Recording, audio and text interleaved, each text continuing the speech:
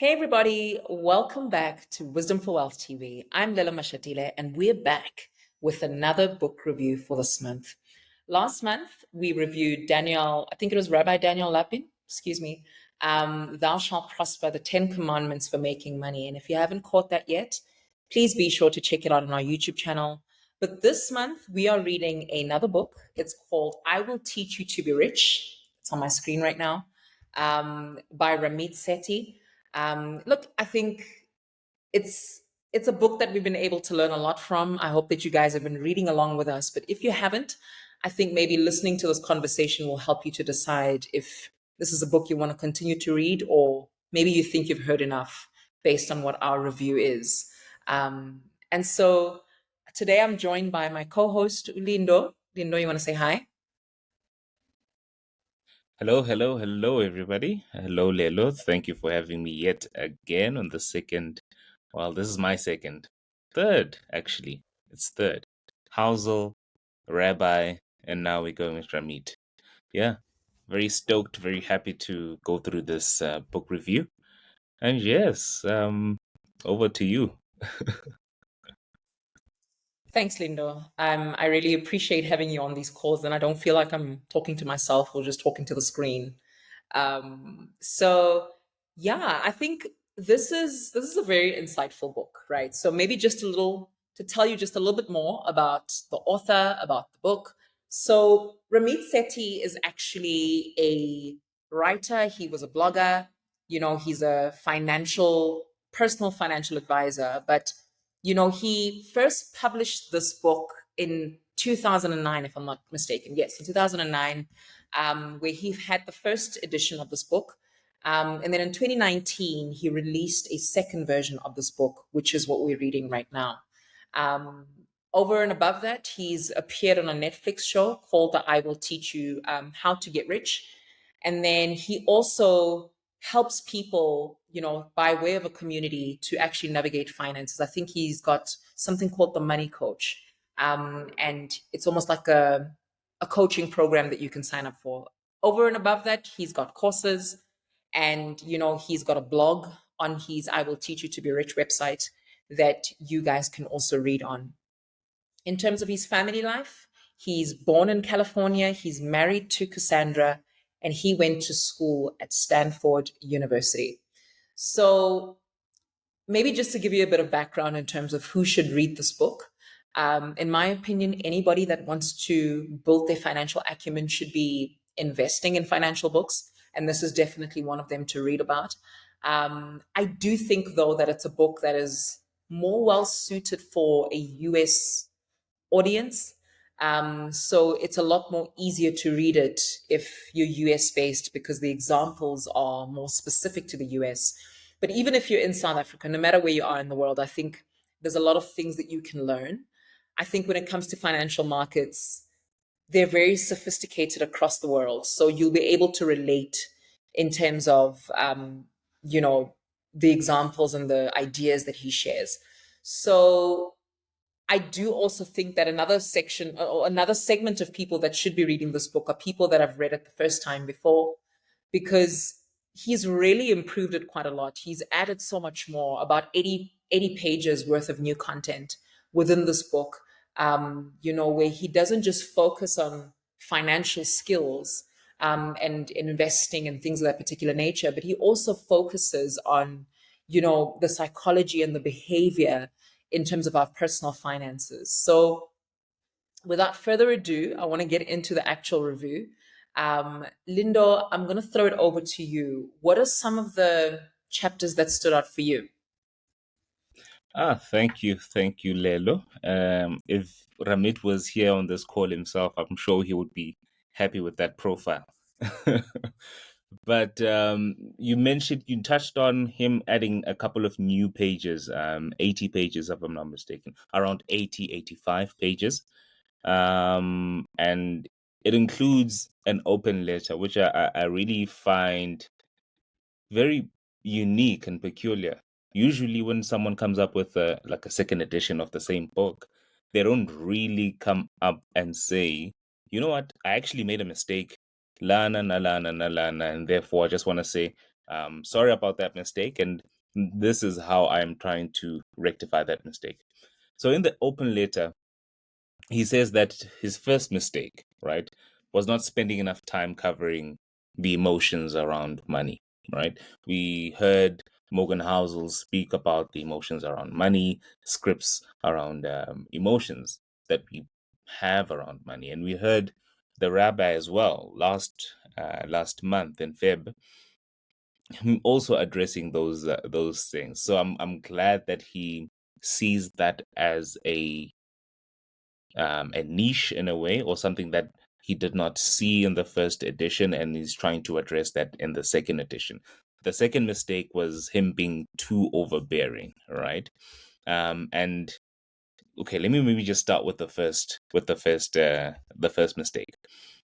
So as I said, he talks about not spending enough time covering the emotions around money, right? And there's this word that keeps coming up as we do our own research, as we read into these books. This word, he also mentions this word as well. It's invisible money scripts, right? A term that was coined by the financial psychologist, Dr. Brad Klontz. And I'm hoping that I'm saying his surname correctly. Dr. Brad Klontz, yes. So he defines it as an unconscious belief about money, which is often taught and caught usually around childhood. So the beliefs that we have around childhood, that we learn or that we hear around dinner tables and weddings and traditional ceremonies and churches, whatever setting that we find ourselves in is in our childhood, and then we hear these discussions around money. These then form certain beliefs in our minds around money, and he talks about this as well. He also speaks to the fact that he can teach all the skill set that you can get from the book, right? But if you really don't address your own personal money scripts, so these unconscious beliefs that you might have been taught or have caught in your childhood. So some of the unconscious beliefs I would say is, one would be like money status, where you're linking your self-worth as a human being to how much money you have in your bank account. So you being valued and you being liked and you being appreciated and you having some sort of relationship, because we all need relationship with other people, is now based solely on the fact that you have so much money. So you try and maintain that relationship or maintain that um, worth, your self-worth, through what you have in the account, which really is a money script, and very negative one as well. There are other money scripts as well that we'll go through later, either in the book or in other podcasts as well. The other mistake that he made was him being overbearing. So being overbearing essentially is when you are trying to make people do what you want in a way that is unpleasant or forceful. So like, um, I do a budget, therefore everybody must do a budget, or maybe that's a bad example. I wear black t-shirts, so everybody must wear black t-shirts, and in a way that is unpleasant and forceful as well. So if you don't do it, there's probably some consequences, whether it's the words that I'll say to you, whether it's whatever the consequences are. But he says that he was also overbearing in the first book. And this is generally not an isolated incident, right? Because as we grow and heal our previous toxic mindsets, it's it's it's not only him. You can also find that in our own situations and own lives, we find ourselves having this urge, to want everybody to process things the same way that we process them, to behave in the same way that we behave, to think about money in the way that you think about money. But that's a quick recipe for disaster, and you can easily, readily get yourself disappointed at every point and every turn. So yeah, it's not only just Ramit who goes through this. I know that I myself have also done this before, where you become overbearing on certain things with either your family, your friends, and then at the end of the day, you find that they're not doing those things that you are trying to force them to do, which, granted, you are not even supposed to force them to do those things. But I'm glad that he addresses these mistakes, and they may have other areas of intersections as well, but that really doesn't mean that our journeys should be the same. Our journeys will be different, but they will have certain levels of intersections that we will find. But yeah, Wanalelo, what were your thoughts on the open letters and the two mistakes, the overbearing and the manuscripts? Look, I think I love the fact that you mentioned the invisible manuscripts. I think it's very insightful because it gives people insight into how a money mindset's actually formed, right? I'm a big proponent of the fact that some of our money issues that we're facing cannot just be solved by pure financial literacy education, right? We can't just educate people and expect the money problems to disappear, right? Because the problems don't start from a lack of skill set, right? Lack of skill set is important. I think it's something that needs to be addressed through financial literacy programs. Teach people about investing, teach people about savings, credit, all of that kind of stuff. But if we limit our teaching just to that, we are missing the point because people might not see a transformation because transformation happens head first, right? It starts in the mind before it can even be an outward thing. So I love the fact that he speaks about those invisible manuscripts. It actually got me thinking about some of the common manuscripts that we hear, right, when we grow up. And I love you mentioned this to say, some things are taught and some things are caught. And I think the caught things in life are very dangerous because you don't even realize that they're there. You don't even know you think like that. It's automatic, right? So maybe you grew up hearing things like money doesn't grow on trees. That automatically is telling you that money doesn't come easy, right? So you constantly need to work. So you get people who, even after they've got all the money in the world, they still are working and overworking because in their minds they're like, money doesn't grow on trees, right? Like money must be hard to get, right? There's all sorts of things. Like even the general apathy that people have around money. The moment you bring up a budget, people are already like, "Woo, don't get me started. Don't even look my direction, Lelo. When you post that video, don't even post it." kind of thing. Because the apathy around money is something that we catch from our childhood. So I'm pleased by the fact that he introduces that. But I think the point about being overbearing as well is something that's not unique to him. I think it's very common when we treat money like a mathematical equation, when we treat money like a science, right? And I think Morgan Housel said this when we read our first book, is that when we treat money like science, then we become prescriptive about what people should do. We start being like, no, this is the right way to do money, and this is the wrong way to do money. And I want you guys to hear me carefully when I say that. I'm not saying that there aren't general principles that work. That's incorrect to say as well. So there is a standard base of the general trends around how to make money work for you, right? So investing is good for you, saving is good for you, right? Like there's certain things that are just standard and they've been proven over time to work. But in terms of what wealth looks like for you, it might be different, right? You might value things that I don't value, right? So my rich life could be completely different to what your rich life is. So we can't be overbearing in terms of what you should prioritize and what you shouldn't because we value different things. Money is extremely personal. And I think for me, the fact that he acknowledges that is something that's admirable from an author. So I think something that you didn't mention, Lindo, is that there is another mistake that he mentions where he speaks about how he mentioned all these interest rates and people were sending him messages about where are these interest rates that you promised me? Like, where is this crazy interest rate? I went to this bank. And so he made a huge mistake and he included all these interest rates. But it suffices to say that interest rates change all the time. Markets are volatile. So I think he learned from that mistake. I think it's a pure writing mistake. Interest rates are not always going to stay the same. But yeah, I think that's what I really thought about the open letter. I think I like the fact that that's how he started.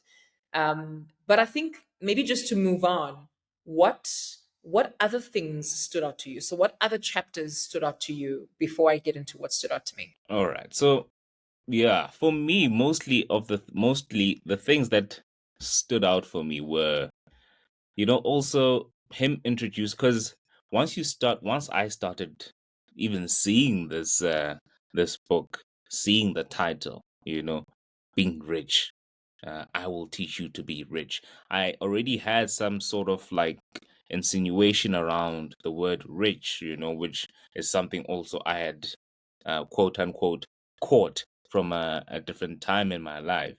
And I actually wanted to understand what he meant by that. I didn't want to just have this idea and think that my idea about what he means about being rich is, or just becoming overbearing in a way, with the definition, or rather the name of the book. So going after the open letter, he goes into the introduction, which I felt really touched on what the book is about. He really went tried going in, let's not say deep, because he is still also trying to um get into his writing flair and actually explaining and going in depth with certain things, which we will discuss at a later point in the podcast. But he makes this example. This example is quite telling, Oguti. Would you rather be sexy or would you rather be rich, right? And this example is around fitness and weight loss, Uguti. When it comes to fitness and weight loss, the basics of that essentially is, if you eat less and you exercise more, and drink your water, eat less sugar. Okay, that's too much. But essentially, eat less, exercise more, that's that's how you become fit and lose weight. Well, there are some, variables that come into the eating less part, and there are some variables as well with the exercise more, that come into that part as well. But if you're an elite athlete, so you would then have to do more than what the average person does when they eat less or exercise more.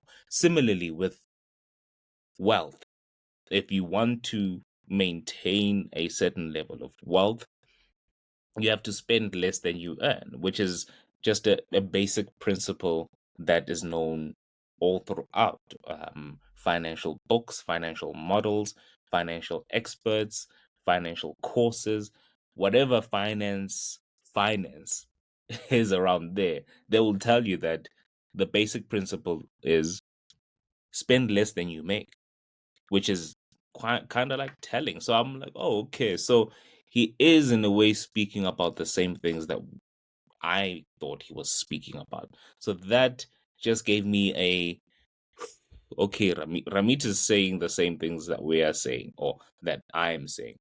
But you find that when we get into after the principle, you'd find that we would then debate. You spoke about values, what you value, maybe not what I value, right? You have an 8-year old, I have a 2-year old. Certain things that you value are around the 8-year old, and then certain things that I value are around the 2-year old. So there's a clash there. So then people then debate what he calls minutia. Well, it's a word for everyone, where now we are not really arguing the principles of what wealth is about: spending less, earning more, spending less than you make. Those are the principles. We're not arguing that. We're arguing, Wuti, oh, this guy like sneakers. Why is he spending so much on sneakers when he shouldn't be spending so much on sneakers and saving? Or this person is taking their daughter to an expensive private school. Why are they taking their daughter to an expensive private school when there's better public schools that offer great service at less the price? So that then becomes us debating the variables outside of the principles, which that has been something that has been going on for quite some time, right? If you read the blogs, if you listen to the economic experts, the forecasters, Uguti, they're even saying right now that the interest rates might be hiking up when the monetary policy committee comes up and declares.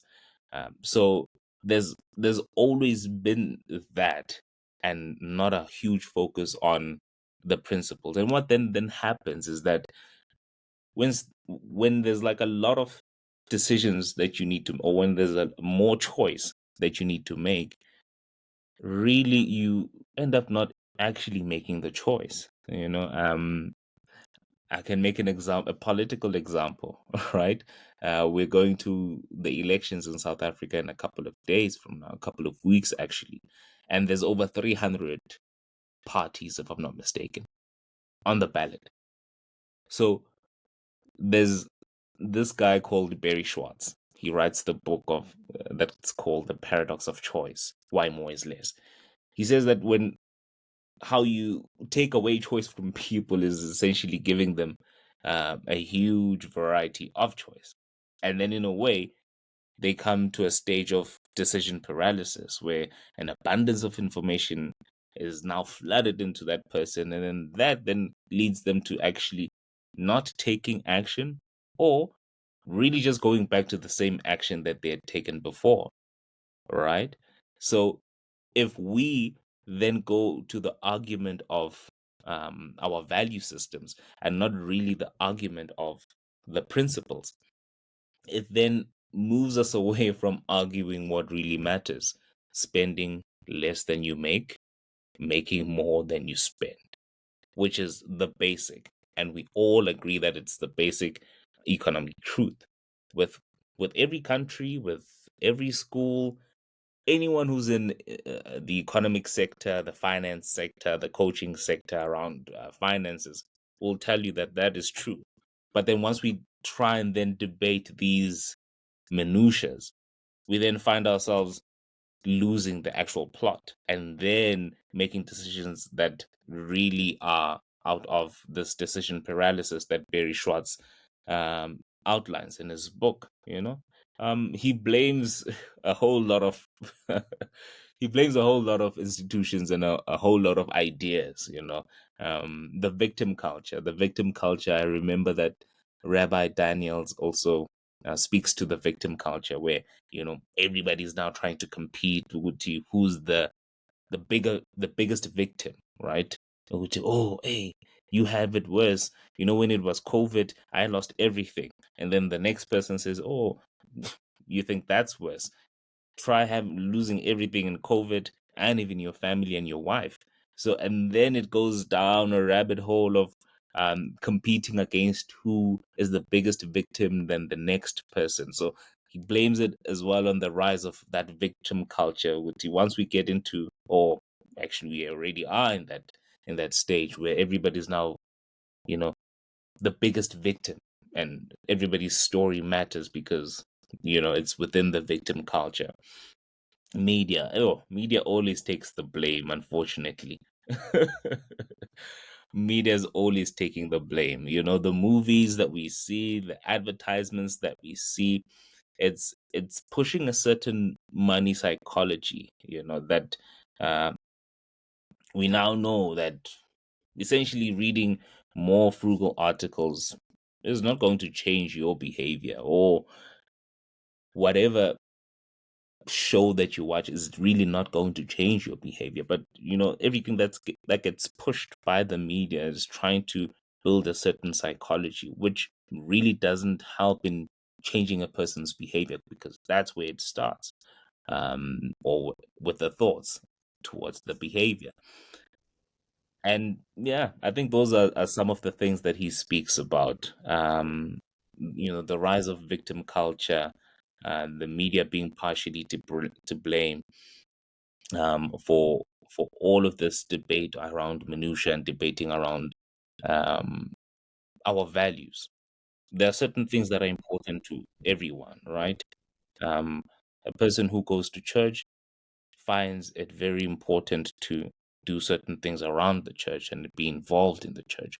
A certain person who doesn't go to church might think, "Ukuthi, why are you paying 10%?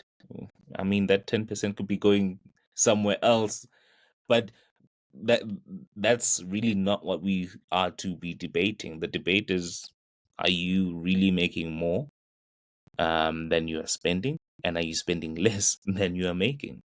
And then the variables that come in between the income and the expenses, that then determines the principle. But if you are within the principle, you are where you are supposed to be. So I found that very interesting. I found that very interesting and very telling of the book as well. So it kind of made it make sense. It would, oh, actually, being rich is, yes, he speaks about the same thing. It's just that the word rich, it's been pitted against wealth for the longest of time, by a lot of economic pundits.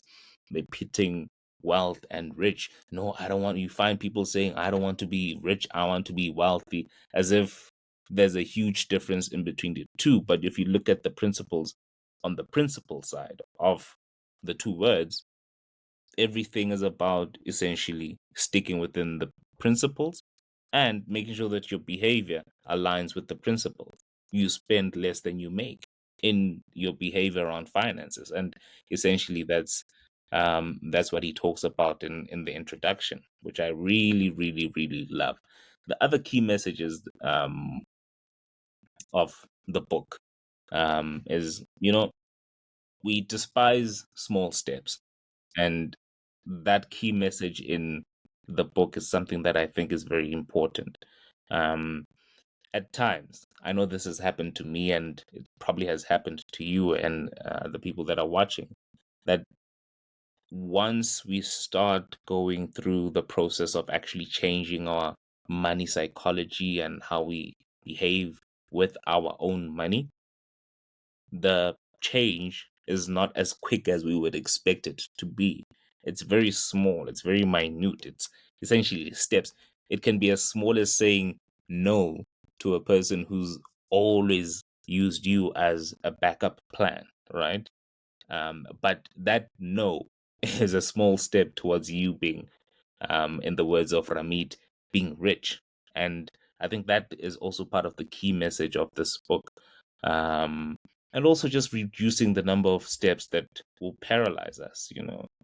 He references Barry Schwartz, who speaks about um, the decision paralysis. When you have more choice, you get to a point where, when that's so much choice that you have in your mind, and it literally just paralyzes you into either not taking an action or reverting back to the same toxic actions that you were taking before.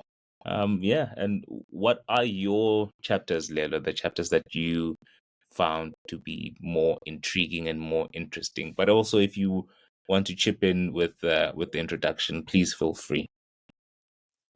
Look, I think, I think at the base of it, what Ramit, for me, is getting to is that we're all different individuals. We all value different things. Sometimes we can't be so prescriptive that we're telling people not to buy coffee every morning, right? We're not telling people, no, don't eat out, don't. And I think that's what he means when he speaks about, you know, debating the minutia. It's like sometimes we're forcing people to be so frugal that we're concerned about them saving $10 instead of getting them to set up the big things. So what I'm getting from Ramit is that it's the big things that count. So focus on the big wins. Are you saving? Are you investing? Right? Are you spending less than you make? right? So those are the things. And once the big things are sorted out, then feel free to spend on whatever rocks your boat, right? And that's always going to be different for the next person because we all value different things. And I think that's what he was getting to when it comes to that. But I think for me, what stood out is, you know, is his point about optimizing credit cards. And I've got another favorite, and we'll get to that. But he speaks about this whole idea about optimizing credit cards. And I particularly enjoy the fact that he starts off explaining to people um, the difference between a credit report and a credit score. I think that's the kind of stuff that is universal, no matter where you are in the world. He really gives a nice explanation in terms of what this credit score is, right? So the score that is telling a creditor how reliable you are, how likely you are to pay them back. And the higher the score is, the better it is for you, because if you apply for a loan or a credit card or whatever, then you are actually going to get charged less interest fees because your credit score is that high, right? And then he speaks about a credit report, and he speaks about how he gets his from a particular service provider. And I think in the United States and even in South Africa, everybody is entitled to one credit report a year. In South Africa, I've typically used ClearScore because it works for me. They've got an app, but you can also use TransUnion. There's multiple other ways that you can get your credit score in South Africa, but I'd always, and even the bank actually, you can always ask your bank to give you your free credit report every single year. So to speak to Ramit's point, it's important that you do get your credit report so that you understand how you're doing from a credit profile, right? And he makes a comment about how your credit score is one of the most important things when it comes to becoming rich. And I think he's saying that because in where he's going with that line of thinking is that you are going to have to use credit at some point or another to be able to build wealth, right? And I'm not speaking about over leveraging and borrowing to invest and all of that. But if you want to buy a house one day, you're going to need your credit score. So he's in this chapter, he's offering ways to build your credit score. And the way that he's offering is for people to use credit cards. Now, I do want us to be careful when we think about this chapter, especially if you're listening from South Africa. I want you to understand that this is a chapter with nuance for me. It's a chapter that applies to the American citizen because the American citizen can get a credit card from as early as 18. In South Africa, I think, it's not as easy to get a credit card. Um, and I think something that I think is big in South Africa is personal loans, which I hate, absolutely hate them because I feel like the interest rates are unjustifiably high. But what Ramit is getting to when he speaks about credit cards and optimizing them, he's speaking about how you can actually use your credit card to actually build your credit score, right? He gives the 6 commandments of, managing your credit card bills. He says, number one, pay your credit card in full and on time every single month. He speaks about trying to get fees waived, right? And I'll touch more on this just now. And then he speaks about how you need to negotiate a lower interest rate, which is your annual interest rate with your credit card, right? And I think this is an important thing because oftentimes we accept things as a given. And I think culturally, as a Black South African woman, I didn't know how much power I had to actually negotiate rates. I remember buying my first property, and an aunt of mine who came to view the property with me and giving me the yays and the nays said to me, don't accept the first interest rate that's given to you. Like, negotiate that thing. Like, and we're not taught that it's okay to negotiate. It's very important that you negotiate your rates. Don't take things as a given. And he uses his Indian heritage in the examples to say Indian people really negotiate a lot. So he's using that to his advantage, and it's helped him a lot. So whether you're negotiating your home loan rate, whether you're negotiating your fees on your check account, whether you're negotiating your overdraft fees, just negotiate, right? And do the best you can to get them to waive the fees. Now, I want to make a comment in terms of this, in terms of understanding credit cards and just all of that kind of stuff. The reason why Ramit can make a claim like you guys need to negotiate is because Ramit fundamentally understands something that I think the ordinary consumer doesn't, right? He understands how credit is created, right? He understands that your money deposited into the bank is what the bank uses to create loans for other people. And they will pay you a particular rate on your deposit, and then they will use that to go and borrow it to other people. So Ramit makes a point, I think it's page 87, if I'm not mistaken, where he says, if the bank is using my money to lend other people, I don't see why I need to pay them extra fees. But that understanding alone of the credit creation process is what allows Ramit to be able to go and negotiate.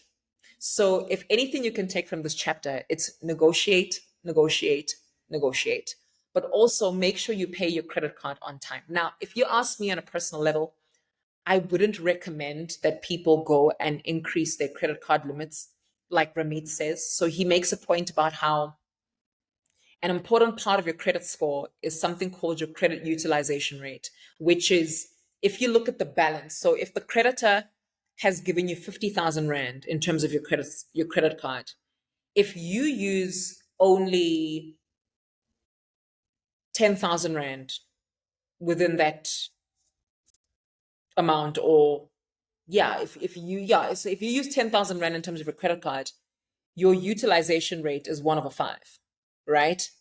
So it's basically 20%.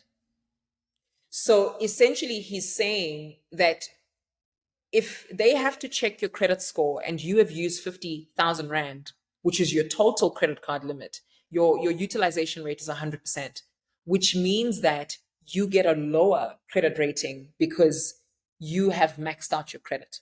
So Ramit then supposes that people should actually go to the bank and increase their limits, and after they've increased their limits, then they can have a lower credit utilization rate. I get it. I think that works.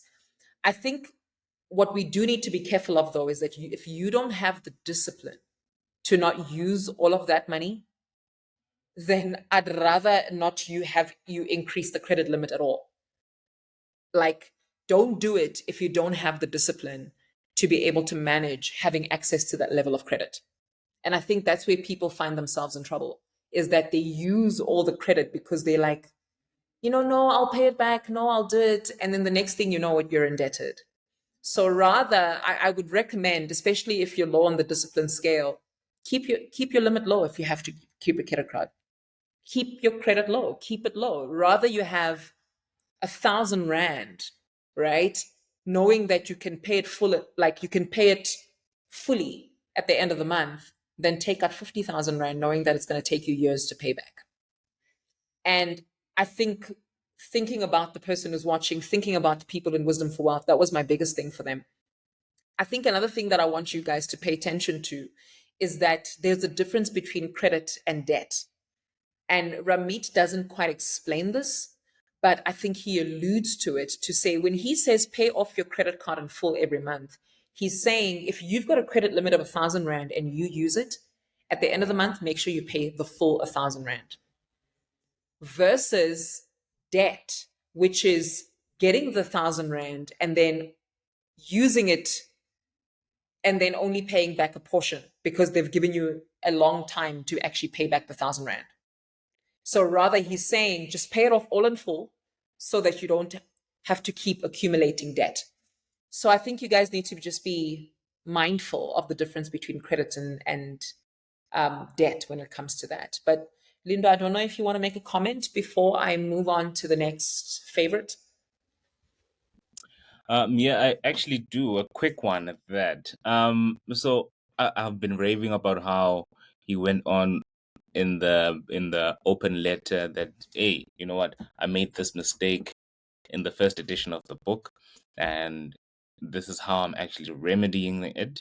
So with this part, I was actually waiting to hear him speak around how then does, money psychology or money scripts factor into the actual credit, everything around credit, But I saw he only focused and just zeroed in on how to optimize your credit utilization, make sure that you negotiate. He even had the six commandments, of which I thought maybe there would be something around um, money scripts and how you can actually, or maybe just talk around the issue of just being disciplined with your credit.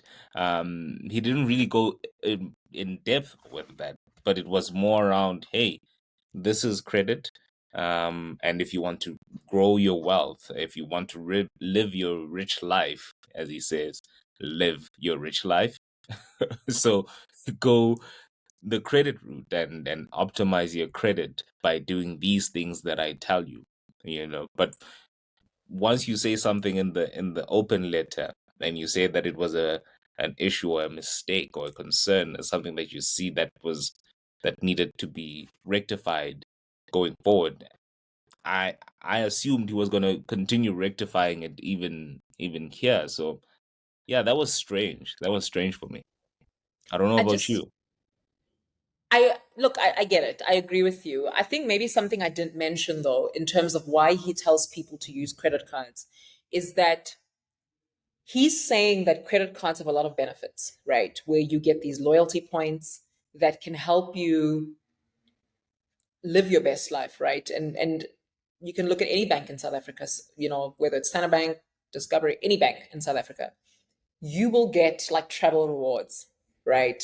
Where you'll just pay a small fee for, getting this reward or this loyalty program. And then depending on how much you spend every month in terms of your credit card, then you're going to get more points. In South Africa, if I've actually looked at it, when I think of my loyalty points, you can also get those rewards using your debit card. You just won't get them as much as you will if you use your credit card.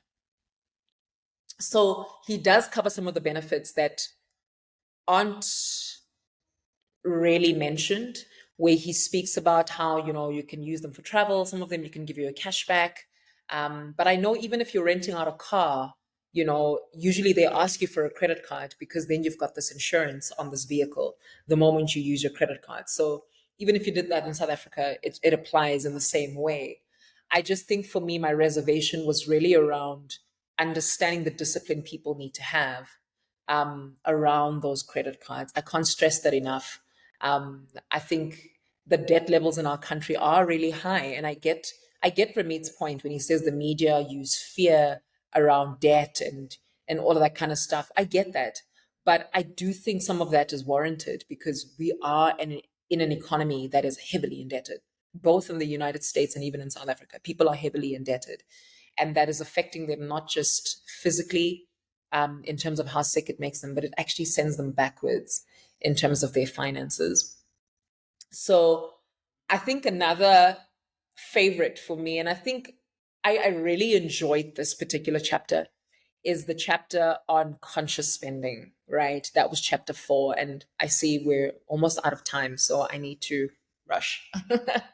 But I really enjoyed the chapter on conscious spending because he starts off this chapter and he's saying he doesn't like budgets. Budgets are basically BS, right? And he's saying,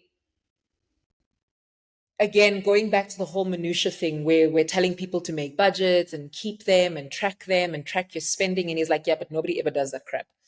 But I've got a bit of a critique here because I feel like what he's giving in this chapter is just a budget with a different name.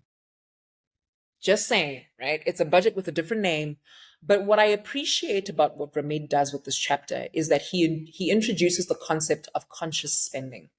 And, he mentions the idea that most people are buying what everybody else expects them to buy, right? They're buying things that their friends are buying because they want to be cool. He even makes this example to say if you go out and you look at a group of girls who are going shopping, they're all dressed very similar because, they're the same crew. So sometimes we buy things that don't really matter to us. And those are the things that are really throwing our budgets off. He makes this point about conscious spending where he's saying, spend extravagantly on the things you love and then cut costs mercilessly on the things you don't. And that's his idea of conscious spending. And I get it. I think it's important. And I think that's how our budget was supposed to function anyway, right? It was always supposed to be about you. It was never supposed to have things in it that you're buying because you want to impress your friend, or you're buying because you feel the social pressure to have an iPhone. If you like Android, get an Android, right? That's you, right? No pressure to get an iPhone, no pressure to spend money on travel if that's not what you value, right? So this whole idea of conscious spending is spending really a lot of money on the things that you do love, and to do it guilt free, right? And then to cut costs on things that you don't care about. I like that idea. I think I operate that way anyway. But I do think a caveat is this, is that he gives a benchmark in terms of how to divide your spending every month, right? So he's got the fixed costs, which are your rent, your utilities, all the things that don't change from month to month. Some of your bills, those should account for like 60% of your budget. I'm going to call it a budget. He calls it a conscious spending plan, but 60% of your budget should go towards those fixed costs, right? And then about another 10% goes towards your investments, right? And he makes this whole point about Roth IRAs and 401ks, which in our terms would be a retirement annuity and a retirement fund. And I think there's nuances there because in South Africa, employers don't really do match for match. I think an employer will have an employer contribution and then you'll have your own contribution. That's just a side note for anybody that's read chapter 3. But so he does the 10% for investing and then 10% for 10% for your saving goals, which can be your emergency fund, which can be gifts, things that you just want to save for vacations. That could be another 10%. And then you're going to have about 20% or so, which goes towards, and it's 20% to 35% according to him. Of course, you can change this according to your plan, but this 20% is for fun. It's for guilt-free spending, spend on the things you love. And I get that, right? So I really like that. I don't know about you, Lindo, but when I look at my budget, there's always an item for my time with my son. Like there's an entertainment budget that's also centered around him and just our monthly entertainment and things that we do, whether I do it personally or with him. And then there's a big portion in my budget. This is what I value. And I do this guilt free. I'm very big when it comes to personal development. So I've got a personal development portion in my budget. It's religious. Like, it's so religious. It's like I buy books, I buy courses, I buy all sorts of things, but I heavily invest in myself. And that's a big part. That's a non negotiable for me. I'm not so big on buying branded clothes. And as long as I'd rather have 5 outfits that look good, 5 outfits that if I have to whip up something, I put together something and I look good and I'm happy. I'm that kind of person. But when it comes to my personal development, can't touch me. That's my thing. So I like the idea of doing that within your budget. I also appreciate the idea of automatically within your budget, including your savings and your investments.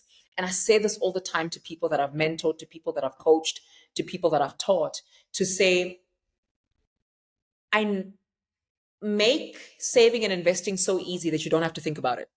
And Ramit gets into that as well. Just automate it. Before I even get to spend, I've already saved, I've already invested. That's my way of thinking. And so I really agree when it comes to that. But maybe just a final point when it comes to this conscious spending piece. And I think this is important for me, important for anybody that subscribes to Wisdom for Wealth. It's very difficult to be clear about what you value if you don't know you. The reason people buy the things everybody thinks they should buy to be cool is because people don't know themselves. And getting to know yourself takes work, right? And I say this to people all the time: when you get better, your money will get better. Sometimes our money is not getting better because we're not getting better, right? When I decided that I didn't care much for going to Zara every month, my life got better, right? Because then I can take that money and put it towards something that I truly care about. But it was a dedication to me getting to know myself. And sometimes we won't get to know ourselves well because we're not emotionally healthy enough. We still want people to like us. We still want people to accept us. So we do what everybody else expects of us. And that's what's throwing our money off. And that's what I was hoping Ramit would say. But Ramit is not Lelo, okay? And that's what makes Wisdom for Wealth different, is that I'm heavy on the emotional health work. I'm heavy on you working on yourself, because the better you know yourself, the better your life is going to be. Your money is going to get better when you get better. And so that's my thought on my next favorite chapter. I don't know if you want to say something before we conclude. Yeah, sure. Quickly before I start, how are we looking on time? I know you said we are low on time. Don't worry about that. Okay, cool. Yeah, actually, the conscious spending as well. He says it's a conscious spending plan, but really it's just another name for a budget. Maybe in his way of thinking, it was, if we call this thing something else, then people won't have a certain level of apathy around it. It'll create some type of understanding, a new way of thinking around it. Maybe that's his thinking. I don't know. It's just me thinking that. But I love what he talks about, when he talks about habits, right? So I'm also big on the emotional work, the personal work, that from the conscious spending plan, it's really important. It's really important to understand where you are currently, right? And this is what I've been doing as well, understanding where you are currently with your spending, so that you can move from that point. If it's a negative point, it's very detrimental to your finances, so that you're able to move from that point to a better point within your finances as well, because habits don't change overnight. Let's just be honest about that. You can't be like, I drink coffee. So it might take me a long time to move away from drinking coffee. I don't drink it as, regularly as most people, but I drink it from now and again. But it's a habit nonetheless. Someone else might be doing something else with their money. Maybe it's going out. And not saying there's anything wrong with that, but if it's detrimental to your financial well-being, then there's definitely something wrong with it, and there's definitely a need for you to actually go in and see how you can change that. Because what we're trying to get to is getting to behavioral changes that are lasting and not just a fad. You know what? If you stop spending on X, Y, and Z, then you will have a lot of money. You can't tell an addict, a drug addict, just believe in yourself and be with the right people, hang around with the right people, and you will get out of that habit. It doesn't happen that way. It's not lasting. It's not a behavioral change that's lasting. It doesn't speak to the person's beliefs. So our behavioral changes, as I said in the previous chapter, that when we are changing our beliefs and around money, it's not a today tomorrow type of thing. The steps are very small, very minute. It can be as small as saying no to certain things, as Ramit says, and then yes to what you love. Because if we don't know ourselves, we then end up saying yes to a lot of things that we actually wanted to say no to, but because of the pressure, the people that we hang around with, because you know what, my friend got a t-shirt, so I want to get a matching t-shirt so we can show that we're friends. All of those things then lead us to actually not sticking to our conscious spending plan. So it's quite important. It's quite important. And I love the bucket system. You touched on the bucket system as well, the fixed expenses, the cash, the guilt free. I wasn't really conscious on the guilt free part. So for me, it was save, invest, and then spend the rest. And then whatever's left after, the fixed investments, the savings, and that's guilt free. If there's nothing left, there's nothing left. Then there's no guilt free spending. But I see, Jorge, it's also something important because you also want to feed the desires that you have, right? You mentioned uh, self improvement, personal development. Now, if you don't do that, then it'll accumulate emqondweni to the point where you just overdo it instead of actually doing it bit by bit by bit by bit by bit so that you have this lasting behavioral change. So yeah, I think that's most of the things that I can touch on Iloko's on the conscious spending plan. But I also love the Wow. negotiating part. I'm sorry to cut to negotiating. So it's very broad, guys. It's not really within negotiating for credit card. It even goes into negotiating for your raise at your job, negotiating for actually man, this is so deep. Understanding yourself first and understanding that you are of value so that when the time comes for your review and you are in the position of a raise or rather getting a raise or potential of getting a raise, you understand that you have given a certain value to the company, and it's not like siyancengana. You come to the company and you give that value, and that value is reciprocated by a salary, and because of that you negotiate from that point of view, and not like you're asking umama no mubaba for going out money or whatever. It's no, this is me giving in value. So which is why it's important to really delve in the inner work first, because once the inner work is done, it makes it easier to, not really easier, but that's the word that I can use right now. It makes it easier to deal with everything that is on the outside, because you yourself are centered. You yourself are, you understand yourself. So yeah, that was the last point that I also wanted to touch on. Over to you. Awesome. Wow.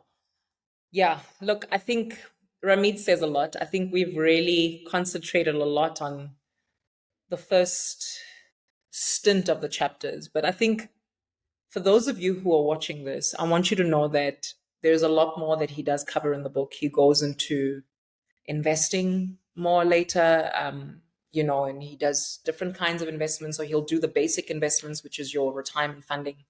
And then he'll look at the more nuanced, have a good time, experiment a little bit. So the cryptocurrency, more about index funds, more about mutual funds, which if you're in South Africa, that's actually unit trusts.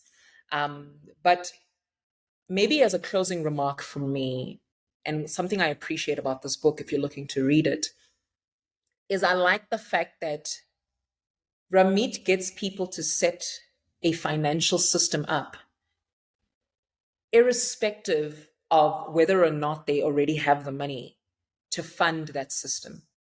So he tells people like, okay, cool, go open your credit card. Okay, cool, go set up your retirement fund. Go set up your IRA. Go set up this account. Open this kind of bank account. Set it up. Even if you don't yet have money to contribute to that savings account, open it. Open it. And I do think within reason, it's important to understand which one you're opening, because some things do have fees. So and hence the need for negotiation and understanding what you're getting, and getting an account that is without fees, right? For instance, if you're opening a check account, get the one that doesn't have fees. Try and make sure you've got no fees. So open all of these accounts, your savings accounts, whatever. Open them, even if they're online, right? Open them so that when your money begins to flow, your money already has a place to go. That rhymes. That rhymes. All right. So I'm going to say it again for the people in the back. That when your money begins to flow, you already know where it needs to go. And I say this because sometimes we think the best time to learn about money is when we already have it. But I beg to differ. I think the best time to do this kind of work is when you don't have a flow yet. The best time to do this kind of stuff, to learn, to read, to explore what other experts are saying, is before your money is really flowing. Because then, when your money is flowing, it already knows, you already know where to send it, and you're going to be a lot more intentional. It's very difficult to be conscious about your spending if you weren't prepared, even for the money that you got. The reason most lottery winners become bankrupt, matter of fact, within the first year, is because they've got this large windfall and they were never ready. They were never ready. You were never ready. In another word, you were never ready. I was never ready. Be ready. The reason we read books of this nature is so that you can be ready. I don't care if you don't have a salary yet. I don't. If you can get your hands on a book, get your hands on a book and learn about the craft of how money works before you need to have to multiply your money. And that's why sometimes people get overwhelmed and they end up not doing anything because they didn't even know about how to use money to begin with. And so that's my encouragement to you, right? It's my encouragement to you is keep investing, keep learning, keep growing with us. Read the book if you feel like this review has enticed you to read it. If you feel like I've probably turned you off and you feel like my comments are like, don't go for it, then don't go for it. Fine, read the other ones, the ones that we've already reviewed. But I think that's my parting shot. I don't know, Linda, if you've got a final 2 minutes to say something, then we'll just wrap up. Yeah, sure. Again, I'm just gonna touch on the fact of habit, and not taking, or rather just embracing the small steps. Because when we embrace these small steps, it allows us to actually see our progress. Embracing these small steps allows us to actually put knees, these things that you put in a horse that is racing so that it doesn't see other horses. You don't compare yourself, because comparison is as well is a thief of you seeing your own progress. So once you zero in on exactly what it is that you want to achieve, but also before you zero in on that point, go deep within yourself, understand your own money scripts. What have I been taught about demand? What have I caught about money that really doesn't serve me in this environment that I'm in right now? Maybe it worked when you were in high school, maybe it worked when you were starting out your employment, but right now it's probably not serving you the best way. And maybe you have kids now and it's not really helping you. So, what is it that you have learned? Because, beliefs don't really have to be true for you to believe them. It can just be something that someone says, and then boom, there you are. It's a belief, it's formed, it's established in your head, and you can't do anything. Well, you can, but at that point, you can't do anything about it. So, again, the first thing, habits. Habits are not built overnight. It takes a while to build a lasting habit, a lasting behavioral change. So be humble with yourself. In the beginning stages, you will make mistakes. Don't be afraid of making mistakes. I'm making mistakes even right now, and I've made mistakes before, and I'm expecting to make mistakes again. So let's start where we are with what we can. If it's a book, it's a book. If it's listening to a book, listening to a book. If it's watching a YouTube video around finances, do that. But start so that when your money comes in, it already has what's your saying? When your money begins to flow, you already know where it flows, right? Or where to flow. I'm Where I'm it needs to. paraphrasing. I'm paraphrasing. But that's the point. So where you are, when you think that you are over indebted, you can't pay your creditors and all of that, that's the perfect time to actually learn about money. If you're not at that point, it's also still a perfect time. The perfect time to learn about it is right now. And you can. You can. That's my parting shot. Awesome. Guys, we've kept you so long. As you can tell, we've really had a lot to say about Ramit's book. I hope that you guys will go and grab a copy if you want to. But I hope that this has benefited you in some way. And even our commentary, I hope that our commentary has helped you see things the way that we see things, and hopefully made a contribution to you. So my last invitation to you is for you to subscribe to this channel if this has been beneficial to you. Like this video and please share it with anybody that wants to hear more about financial conversations and what these books have to say. And then lastly, keep abreast of our socials, right? Like the links will be in the description. You'll know where to find us so that you can know what book we're reading next. So we'll see you guys again soon. For myself and Lindo, bye. Bye bye.